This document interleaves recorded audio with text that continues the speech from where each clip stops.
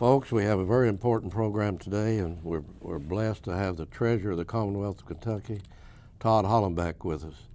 The Hollenbeck family goes way back for me. His dad and I are personal friends, have been for years. He was the county judge of Jefferson County.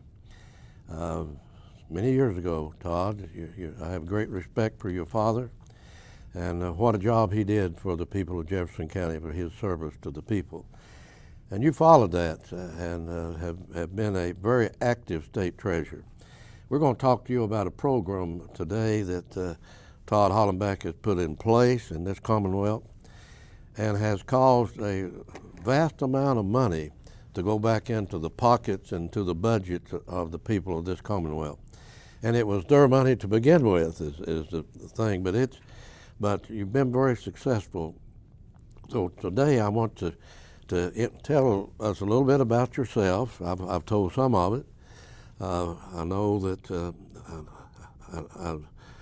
I really know a lot about your family, but I want you to talk about a little bit about you and your wife and your children, and then we'll go from there. Well, thank you, Judge. Yeah, my dad served like you did as county judge and like you do now. He was in Jefferson County from 1969 to 1977 and had a very accomplishment-filled 2 terms as county judge. That was back before it was changed to the county judge executive Correct. Structure. It was when the county judge had the judicial authority as well. He was inspired to go into public service by my grandmother Winky. She ran for a political office back in the 50s at a time when very few women were doing that. And her love of public service inspired him. And I am now in my 2nd term as state treasurer. This is my first elective office. And it was kind of this generation's turn to pick up the gauntlet. So I appreciate you referencing my family, and I know my dad and the entire Hollenbeck family has a great deal of respect for you, Judge. But as you mentioned, we're here to talk about our Treasure Finders program. And I don't have to explain this to you, but for the viewers, we act as the receptacle of all property deemed to have been abandoned or lost in the Commonwealth of Kentucky. And that happens in a number of different ways. You know, sometimes people pass on without telling any of their heirs that they might have had a local bank account and they don't find it, and after a period of time it's declared abandoned and they have to turn it over to us.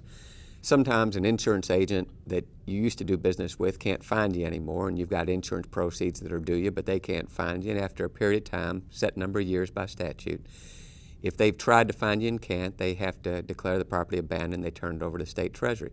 But it remains your money. It's still your money. It never is something you relinquish to the state. It's just that the state can use it until we're able to find you. And when I came into office, Judge, there was no money for any new programs. So we were looking at ways that we could do a better job returning the people's money back to the people to whom it belonged. And so we put together what we call our Treasure Finders program, which is a volunteer-based outreach where we come into a county. You know, we have 120 counties in Kentucky. And every one of those counties has a community within it. And within those communities, you have people that have generational knowledge of their community. And as you can imagine, if your local bank or a local insurance agent couldn't find you to get your money back to you, the chances that me with my limited staff in Frankfort can find you are pretty slim. But by taking advantage of partnering with people like you, we almost always try to partner with the county judge in every county because you're the top dog, and relying upon you to help us find volunteers, people who are willing to roll up their sleeves and spend part of a day helping to return money to the citizens of their community, and setting up essentially a phone banking operation, we've had great success. And we're coming here on September 26th from 10 o'clock until 2 o'clock. And the space you've provided for us is at the courthouse. That's correct? In the fiscal court room. At the fiscal courthouse. Yeah, fiscal court room in the courthouse. Sure. Anyway, we've identified almost $2.5 million that belongs to the people here in Pike County. Now, folks, did you hear that? $2.5 million that belongs to you. $2.5 million. That's your money. That's right. And to go ahead and tell them the process once that we get into it of how they can recover their own money. Well, first of all, or their family's money. Put it that way. Right. When you talk about insurance policies. Our goal, your goal, and my goal is to return as much of that $2.5 million to its rightful owners here in Pike County as we can. But what we do is we'll bring in a list, Judge, of claimants whose last known address was within the boundaries of Pike County. We distribute those lists to our volunteers who are setting up in a phone banking operation. We pair them up with phone books. We will bring with us from Frankfurt a couple of computers that have our entire database on them. Our volunteers will be making calls to names that they recognize or people they are able to find from the list of Pike County residents and inviting them to come down to the event on September 26th. At that time, we will be able to sit across from them on the computer and tell them how much money we found for them, how long we've had it, what form it came to us in, because sometimes it's not always cash, sometimes it's insurance proceeds, sometimes it's stocks, sometimes it's tangible items. And then we'll get them started right then and there on the process of recovering their money. We'll get the forms generated and sent to them. They'll have to send back a little bit of proof information showing that they are in fact the same Wayne T. Rutherford that we identified on the computer or whoever. And it's usually simple stuff like copies of a photo ID, proof that you lived at that address at one time, things like that. And then we cut a check and send it back. Folks, 22,595 claims in Pike County. And right. This is a large county. And I appreciate, after the 2010 flood, Mr. Treasurer, you came to my office with this program, and we was just rebuilding after the flood. We'd had a devastating flood, and we didn't get to participate that year. But you said you're a large county, and we'll probably never get to all 120s, but you'll be on the list, and we'll get back here. And I appreciate so much of you coming back to Pike County, because you attempted before, but we was in the rehabilitation stage after that flood, and rehabilitation stage from a devastating flood lasts for a year or two. I mean, it goes on and on and on. We prioritized Pike County because it is one of the larger counties and one of the most prominent counties, of course, in the eastern part of the state, in the whole state. But, and talking to you, and I don't have to remind you of this, you were beset by so many natural disasters we had to keep putting it off, or we would have been here long ago because you had your hands full. But Judge, the money belongs to the people to whom we're trying to reunite it, or with whom we're trying to reunite it, and it really makes a difference in the lives of a lot of people. You know, the economy's been bad, times have been tight, people are pinching pennies, trying to stretch a dollar further. And so one of the nice things about this program is that you can see the impact that it has on people when they discover that there's money out there for them that they didn't even know they had. And in fact, we've got some stories of some Kentucky residents that it might be a good opportunity now to perhaps share with your viewers, Judge, because it really does have an impact. And perhaps we can take a look at one of those stories right now. Go right ahead. Let's look at the Hottenroth family, who got some insurance proceeds back. The names and faces are different, but the response is much the same when Kentuckians just like you learned they were owed thousands. It did surprise me that this much time had passed, and I had no idea that this was out there. Okay, you take that one. For new mom Heather Hottenroth, what was out there was tens of thousands of dollars her dad left by naming her beneficiary in his life insurance policy with Prudential or through an annuity. Heather and her sister split nearly $100,000. When her dad died suddenly of cancer, Heather had no clue she was the named beneficiary on a life insurance policy her father purchased. Heather's dad, smart, funny, engaging, and entertaining, as well as successful, was not completely organized when it came to his finances. I was surprised that, from a fiduciary standpoint, that there was, that kind of thoughtfulness to have life insurance. I mean, I didn't know that existed, and I was quite proud that he had that forethought to put that aside. And then, just for me, I was just really happy that I could do some things that I've been wanting to do for a really long time. Things like setting up a college and grad school fund for her son Hayden. That's a cool camera, isn't it? It's very cool. The money folks like Heather are receiving is not only unexpected, it is often tax-free. It's a complete windfall. We didn't expect it at all. And really knew nothing about it. And so I think this is just one of those little unexpected blessings, We got real lucky on that one. So it's going to be great. It's going to go straight to his college fund, and it's going to do some real good.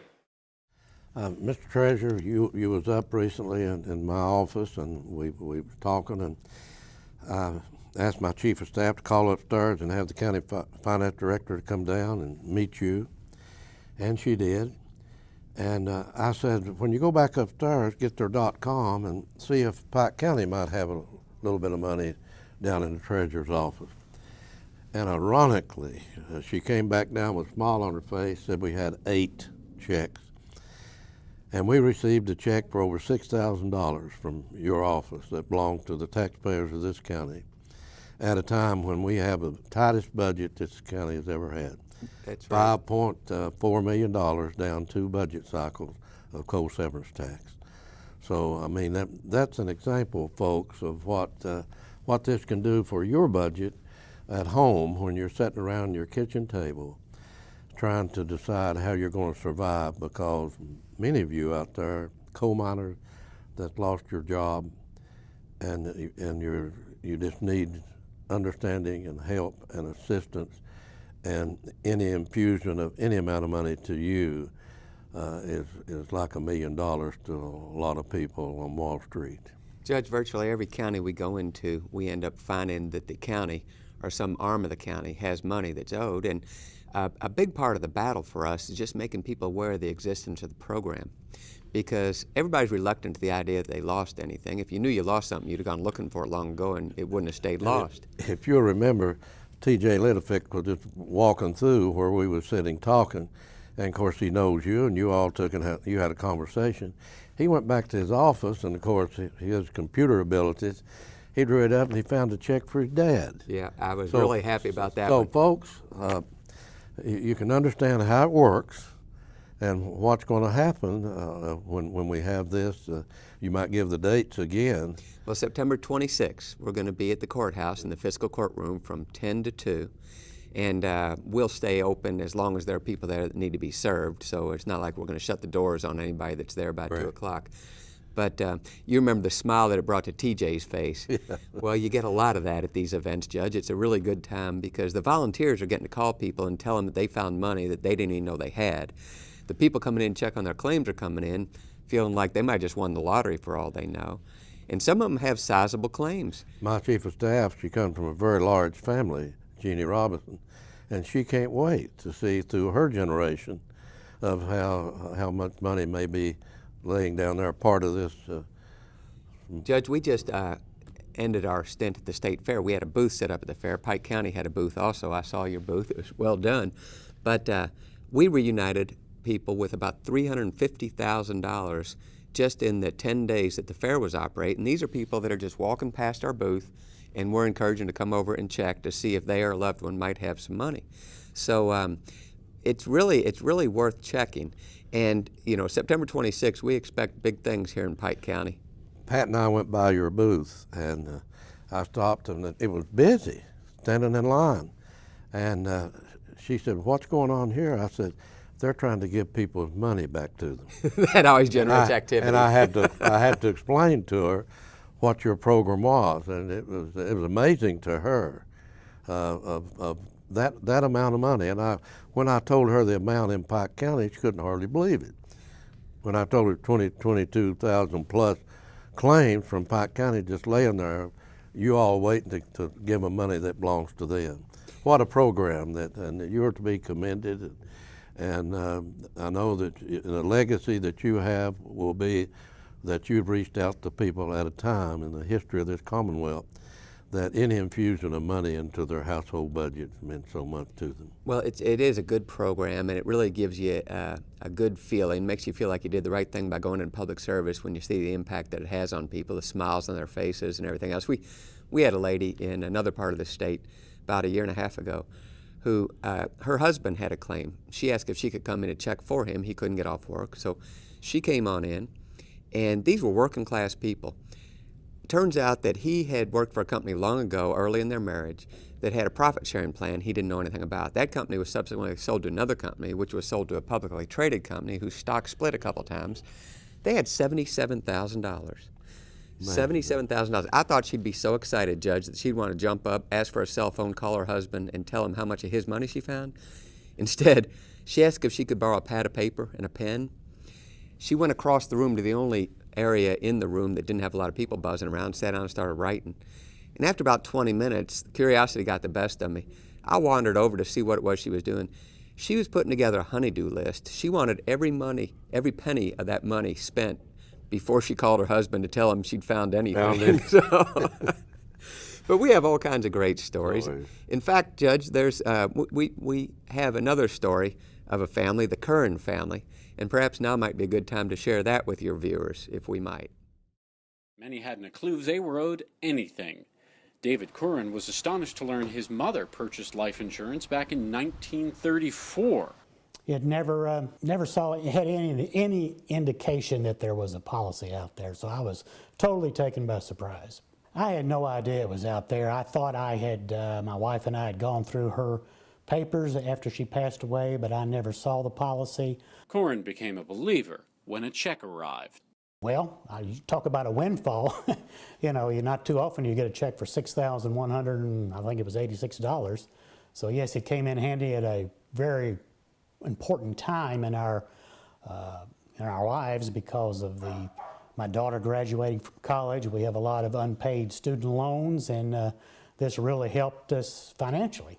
He's now building a bond with the money between his departed mother and his daughter Megan. I knew my mother loved me greatly and loved our daughter and my wife, so it does not surprise me that much.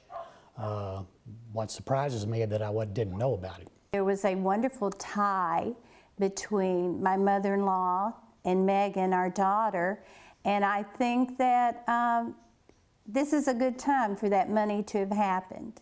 It's mainly being used for Megan, and my mother-in-law would have been thrilled with that.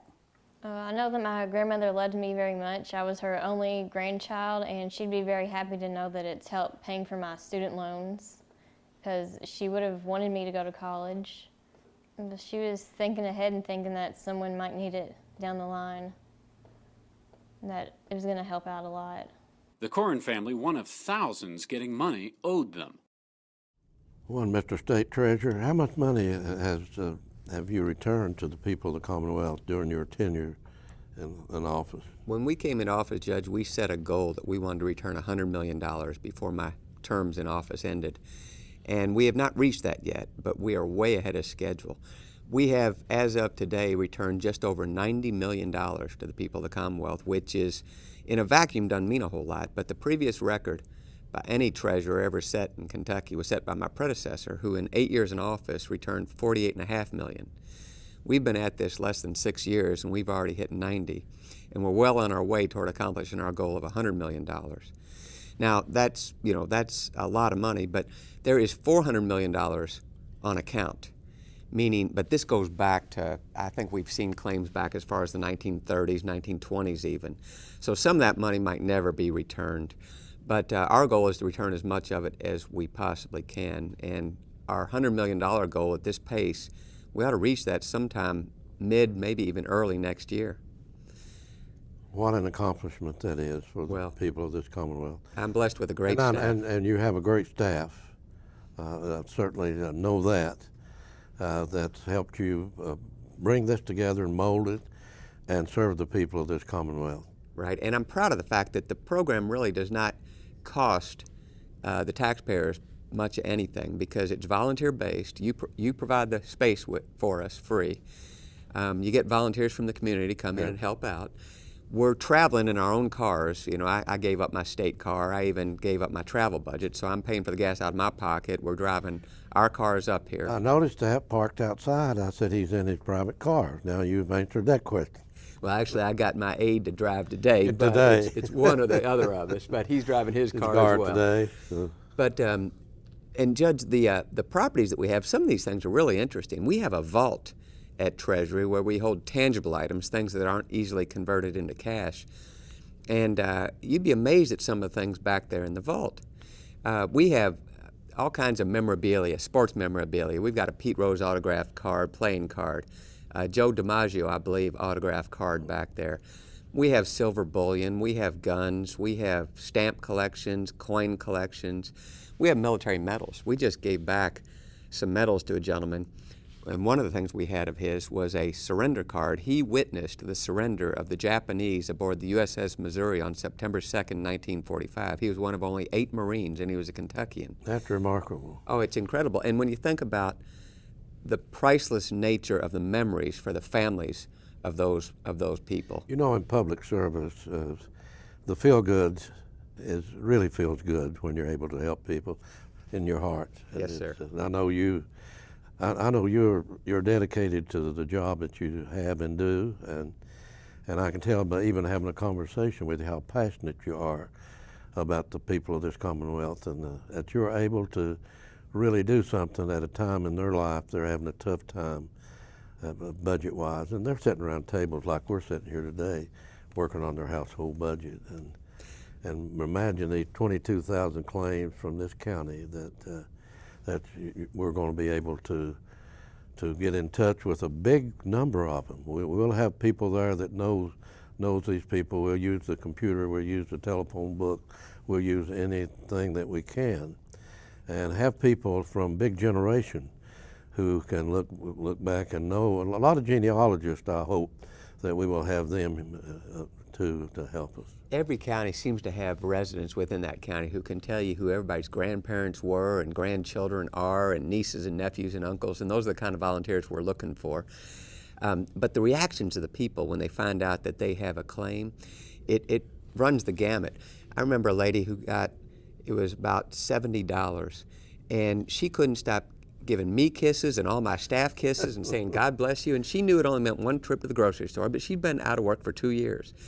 We've had other people who've gotten claims in the thousands of dollars, and you couldn't get a reaction out of them at all. Yeah, and so it doesn't really matter to us. It's your money and how you react, but it is fun and interesting to watch the different reactions that people have to find out that they had money. But the feeling a lot of people get is, you know, when you pulled a pair of blue jeans out of the dryer and you reach into the pocket and you feel a wadded up piece of paper and you pull it out and it's a $20 bill or something. Well, it was your money. You stuck it down there, but it still kind of gives you that feeling that you just found money. It was your money to begin with, but you lost it, and once you find it, you get excited about it. You get an old suit out and you find $20 in it. Yes, sir. It's your money. Yes, sir. But something you mentioned earlier is dead on, and that is that as county judge, you get to help people where they live. You know, you work where the rubber meets the road, and you get to see the end result of a lot of the good things you do for the people of your county. Sometimes in Frankfort, you're dealing up at the 1,000-foot level, you know, the policy level, and you don't always see the benefits that inure to the people that we're all here to serve. But this gives you the opportunity to be face-to-face with people, that you're reuniting with their money. And we don't make any pretense that this is a gift. You know, sometimes government's accused of coming in, doing a ribbon cut, and acting like we just gave you something and then leaving when it was your tax dollars to begin with. Well, we don't make any such pretense. This is your money. We're just trying to get it back to you. Great. Yes, sir. And it's an exciting program, and I encourage all your viewers to, you know, go online. They can check at our www.missingmoney.com is the website to see if they might have a claim. And if they want, they can get the process started online, or they can wait and come on down, and we can tell them right away how much it is, where it came from, how long it's been out there. We also have an 800 number, 1-800-465-4722, I believe is the number. And we encourage people to use online if they have access, because we hate it when people have to be put on hold or anything, and we only have that 1-800 number on one line. So we encourage the use of the internet to the extent it's possible. Let me tell you something else, Judge, that is a benefit of this Treasure Finders program, this proactive outreach that we've developed, and it's this. Today, people are really cynical, and when they get a call from somebody identifying himself as a Treasury official who's telling them that they have some money, red flags go up. You know, we've had people tell us later they thought maybe they forgot to pay their back taxes or something. There's going to be a sheriff's deputy down there. But coming into a community and employing local volunteers, when that same person gets a call from somebody that they know from church or because their kids go to school together or that they run into the grocery store, they're much more willing to accept that, yes, we're from the government, and yes, we really are here to help. And so we have a much higher percentage of people who are willing to, you know, come down and check it out, to believe it's legitimate. And it really helps us on our return rate utilizing local volunteers, because the people they're calling know them and trust them. And that's a good thing. We appreciate your partnership with our office and with the county clerk's office and other offices in the county. and to give our people an opportunity to get their money back. Well, that's the goal. We want to return as much of that almost $2.5 million that belongs here in Pike County as we can. I'd like to empty the coffers of everything that's in there on account. Now, you know, some in state government wouldn't be as keen on that because obviously we're writing a check out of the general fund because the money, once we collect it, it goes into the general fund, but it goes on the books as a contingent liability because we know that if we're fortunate enough to be able to find the rightful owners, we'll be paying it back. Right. Times are tight in Frankfort also, but I know and you know that this isn't Frankfort's money. This money belongs to the people right here in Pike County, and it's our job to do everything we can to get it back into their hands. And your grandmother Winnie, I've heard that name from your dad back years ago. Yes, sir. My grandmother was something else. She, you know, politics perhaps was more civil back then because I heard the stories over and over again how she ran for a legislative seat in an area that was heavy registered with the other party. Correct. And after she lost to Mr. Hayburn, whose son now is a federal judge out of Kentucky, she put on a party for him. You know, they were friends. They ran against each other. It was a civil, clean campaign, and they went on about their business and remained friends.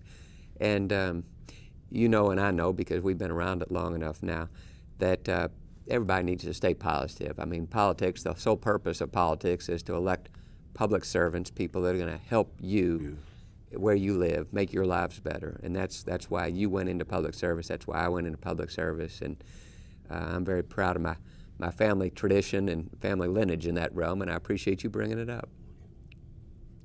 We got probably about 3 minutes left in this program, but folks, the purpose of Pike TV, that the city and the county established this station, was for programs like this, to give information to you. And that's the purpose of it. That's the purpose when we started it, and that's the purpose of it today. And what an opportunity this is. And Mr. State Treasurer, we're just proud to have you on this program here today to let our people know that what money is available, it's their money. Work with us. We're going to do our best to get those volunteers out there and in the courtroom to assist you. The staff will be here from the State Treasurer's office to assist you, to show you and fill out the forms. You can go online, as the State Treasurer has told you, and you can start that process today. Yes, sir. And as T.J. Littlefick did, and as our County Finance Director did, and we've already got a check for $6,000. Imagine that. And that's an example of what this program is. There are plenty more checks where that came from. And Judge, I've got to tell you, driving into town today, I was so impressed. I mean, with all the construction you all have going on, this really looks like a town on the move. Let me tell you that Pikeville is a beautiful city, the county seat of this county, the most progressive city in Kentucky. Pike County is the most progressive county in Kentucky. There's no doubt about that. It is. We are the largest county in land area. We're having a lot of problems because of the Obama administration's EPA on the coal industry. But having said that, we are a progressive county. We're going to remain a progressive county. But we certainly appreciate your partnership with us, and glad to have you today. Well, September 26th, we will be back from 10 to 2 at the courthouse. And regardless of how well Pike County seems to be doing, we still have money that belongs here, and we're going to do everything we can to get it back. Well, we appreciate you being with us today.